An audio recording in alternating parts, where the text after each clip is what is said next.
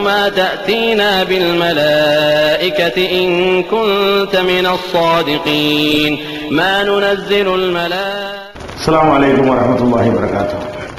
கண்ணியத்திற்குரிய எல்லாம் வல்ல அல்லாஹ் ஜல்ல ஷானஹு தஆலாவின் நல்லடியார்களே, நாட்டில் எங்க என்ன ஒரு ரீசன் இல்லாம ஒரு அறிவுக்கு பொருந்தாம எது நடந்தாலும் முஸ்லிம்கள் மீது போட வேண்டும் என்பதை நம்ம நாட்டில் உள்ள எல்லா மாநிலங்களில் உள்ள காவல்துறை, உளவுத்துறை, புலனாய்வுத்துறை அத்தனை பேருக்கும் அதை ஒரு கிளாஸா நடத்துறாங்களோ நம்ம நினைக்க வேண்டியிருக்கிறது. போலீஸ் வேலைக்கு ஆள் எடுக்கும் பொழுது என்ன செய்யுங்க, இந்த மாதிரி ஏதாவது நடந்தா உடனே 10 நிமிஷத்துல என்ன பண்ணிருங்க, முஸ்லிம் வேலை போட்டுருங்க, முஸ்லிம் இயக்கத்து வேலை போட்டுருங்க, பள்ளிவாசல் நடந்தாலும் போட்டுருங்க, கோவில் நடந்தாலும் போட்டுருங்க என்று இவர்களுக்கு இதுதான் பயிற்சி அளிக்கப்பட்டிருக்கிறதோ என்று நினைக்கிற வகையில எல்லா குண்டு வெடிப்புகளையும் நம்ம சமுதாயத்தின் மீது போடக்கூடிய காட்சியை பார்க்கிறோம். இதனால என்ன விளைவு ஏற்படுது தெரியுமா? அக்கம் பக்கத்தில் இருக்கிறவன் பார்த்து நம்மளை பார்த்து மிரள்றான், பயப்படுறான். கடையில வேலைக்கு இருந்தோமா, தம்பி நீங்க வேலையை விட்டு நின்றுக்கிறீங்க, ஏங்க நீங்க எல்லாம் குண்டு வைக்கிறாளுங்க அப்படிங்கிறான். ஒரு வீட்டுல வாடகைக்கு இருக்கிறோமா, நீங்க வீட்டை காலி பண்ணிக்கிறீங்க, ஏங்க குண்டு வச்சிருவீங்க நீங்க அப்படிங்கிறான். வாடகைக்கு இருக்க முடியல, வேலைக்கு சேர முடியல, சேர்ந்த வேலையில நிலைக்க முடியல, ரோட்ல நடக்க முடியல, பஸ் ஸ்டாண்டுக்கு பக்கத்துல பைய பாத்துக்கிறேன்னு சொன்னா வா எடுத்துட்டு போயிருங்க பாய்கிறான். ஏங்க என்னதான் வச்சிருப்பீங்கிறான். பஸ் ஸ்டாண்ட்ல போய் பஸ்ல ஏறி உட்கார்ந்து பாத்ரூம் போயிட்டு வர இந்த பேக்க பாத்துக்கிறேன்னு சொன்னா அது அரண்டு போறாங்க. இந்த மீடியாக்கள் மூலமாக முஸ்லிம்னா பயங்கரவாதி, முஸ்லிம்னா தீவிரவாதி என்று திட்டமிட்டு சித்தரித்துக் கொண்டிருக்கக்கூடிய காட்சியை நம்ம பார்க்கிறோம். ஒரு விஷயத்தை நீங்கள் கவனித்து பார்த்தீர்களேயானால் இது அவ்வளவு அப்பட்டமான பொய்.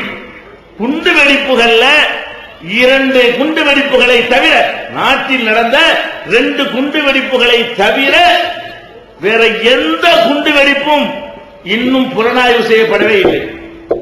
அந்த நேரத்தில் ஃபைல க்ளோஸ் பண்றதுக்காக 4 முஸ்லிமை பிடிச்சு போடுவானே தவிர போட்டியில அவன் மேல கேச போட்டியா, வழக்கு நடத்தினியா, நீதிமன்றம் விசாரிச்சா, அந்த தடயங்கள் எல்லாம் கொண்டு ஒப்படைச்சியா, தண்டனை வாங்கி கொடுத்தியா? கிடையாது. 2 குண்டு வெடிப்புல முஸ்லிம்கள் சம்பந்தப்பட்டிருக்கிறார்கள் என்று அவன் காட்டியிருக்கிறான். 2 எது? ஒன்னு பம்பாயில நடந்த 1993 வருஷம் நடந்துச்சே ஒரு குண்டு வெடிப்பு, அதுல முஸ்லிம் சம்பந்தப்பட்டான் அப்படின்னு காட்டினான். அது முஸ்லிம் தான் சம்பந்தப்பட்டான், அதுல எந்த மாற்று கருத்து இல்லையே. நீ அதுக்கு முன்னாடி டிசம்பர் 6 காரணம் காட்டி பம்பாயில் இருக்கிற முஸ்லிம்களை எல்லாம் இந்த சிவசேனை பயங்கரவாத கும்பல் வெட்டி குவித்தது.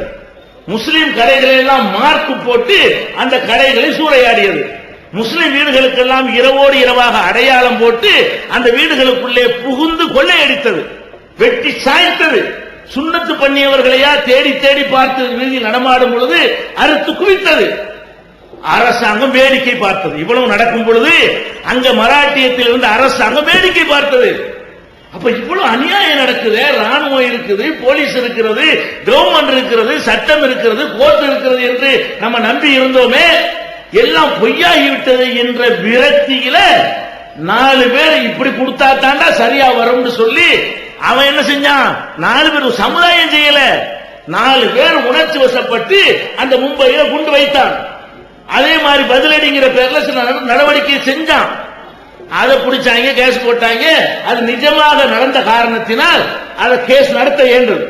நிஜமாக அவர்கள் செய்த காரணத்தினால் என்னென்ன வாங்கினாங்க, எங்க வாங்கினாங்க, யார் சம்பந்தப்பட்டா என்னங்கிறது எல்லாம் கண்டுபிடித்து அதை விசாரணை செய்தார்கள். அது ஒண்ணு புலனாய்வாச்சா. அடுத்து என்ன, நம்ம தமிழ்நாட்டில் நடந்த கோயம்புத்தூர் குண்டுவெடிப்பு. கோயம்புத்தூர் குண்டுவெடிப்பு என்ன, செல்வராஜன் ஒரு போலீஸ்காரரை கொலை செய்யறாங்க. அதுக்காக போலீசார் என்ன பண்றாங்க, கொலை செஞ்சவனை பிடிச்சி தண்டிக்காம ஒட்டுமொத்தமாக முஸ்லிம்களுக்கு எதிராக பயங்கரமான ஒரு கலவரத்தை போலீசார் துவக்குறாங்க. கண்ட இடத்துல சொல்றாங்க. பிற சமுதாய மக்கள் எல்லாம் வர சொல்லி நாங்க அவங்க எல்லாம் விரட்டிடுறோம், நீ கடையெல்லாம் கொள்ளையடிங்கிறாங்க.